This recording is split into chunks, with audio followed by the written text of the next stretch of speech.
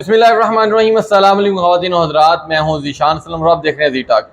आपने ये तो सुना होगा कि कौन कौन से ऐसे ममालिक हैं जिनका पासपोर्ट आपके पास होना चाहिए, वहाँ की नेशनलिटी आपके पास होनी चाहिए। क्या आपने कभी ये सुना है कि कौन कौन से ऐसे ममालिक हैं जिनकी नेशनलिटी या जिनका पासपोर्ट आपके पास बिल्कुल भी नहीं होना चाहिए?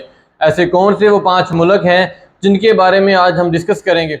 इसमें सबसे पहले नंबर पर अगर हम देखें तो वो है नॉर्थ कोरिया। नॉर्थ कोरिया एक ऐसा मुल्क है जिसके प्रेसिडेंट ने वहाँ के अलग ही असूल बनाए हुए हैं। कोई वहाँ पर इंटरनेट यूज़ नहीं कर सकता। उस मुल्क में ना तो कोई जा सकता है और ना ही वहाँ से कोई आ सकता है। यानी कि वो एक खुली कैद है, वो एक खुली जेल है जिसके अंदर लोग जो हैं कैद हैं।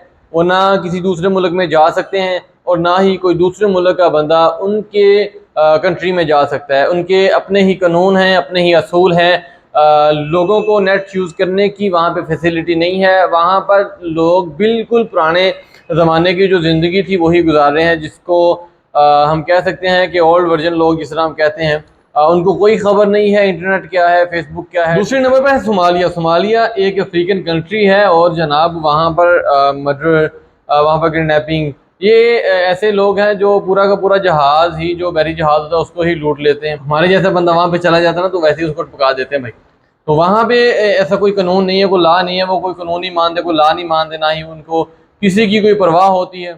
उसके बाद हमारे पास आ जाता है हेटी। हेटी एक ऐसा मुल्क है जो कि पूरी दुनिया में जहाँ पर किडनैपिंग सबसे ज़्यादा होती है, वहाँ पर करप्शन सबसे ज़्यादा होती है, वहाँ पर बहुत बड़े माफिया बैठे हुए हैं जो बंदे को वैसे ही कच्चा चबा जाते हैं जनाब। वहाँ पे उनके जो हेल्थ सेक्टर है वो बिल्कुल बिल्कुल भी नहीं है। वहाँ पर जो हेल्थ के मामला बिल्कुल भी नहीं देखे जाते। हमारे पाकिस्तान में तो अल्हम्दुलिल्लाह काफ़ी हद तक इन चीज़ों के ऊपर जो है ना काम किया जाता है, लेकिन हेटी एक ऐसा मुल्क है जहाँ पर ना तो हेल्थ की परवाह की जाती है। बारी आती है लिबनान की। लिबनान दुनिया में बहुत ही माना जाने वाला एक मुल्क था। वहाँ पर डिक्टेटरशिप ख़त्म होने के बाद उसके हालात ऐसे हो गए कि वहाँ पर अभी लोग खाने को तरस रहे हैं, पीने को तरस रहे हैं। वहाँ पर ना तो उनकी कोई बात सुनी जाती है, ना ही वहाँ पर जो शहरियों को हकूक़ मिलते हैं। तो ज़ाहिर बात है अगर कोई मेरे तेरे जैसा चला जाता है तो उसको क्या हकूक़ मिलेंगे। तो उसके बाद 5वें नंबर पर जो मुल्क है उसका नाम है अर्जेंटीना। अर्जेंटीना एक ऐसा मुल्क है जहाँ पर आप अगर उस मुल्क की शहरियत ले लेते हैं तो उसकी शहरियत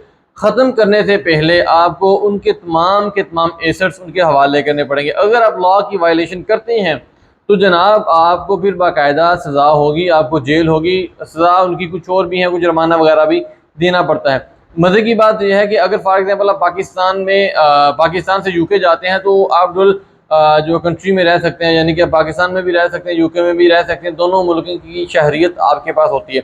लेकिन अगर आप अर्जेंटीना जाते हैं तो जनाब अर्जेंटीना में जाके सिर्फ़ और सिर्फ आपको उसी मुल्क की शहरियत मिलेगी, आप फिर किसी भी मुल्क में नहीं जा सकते।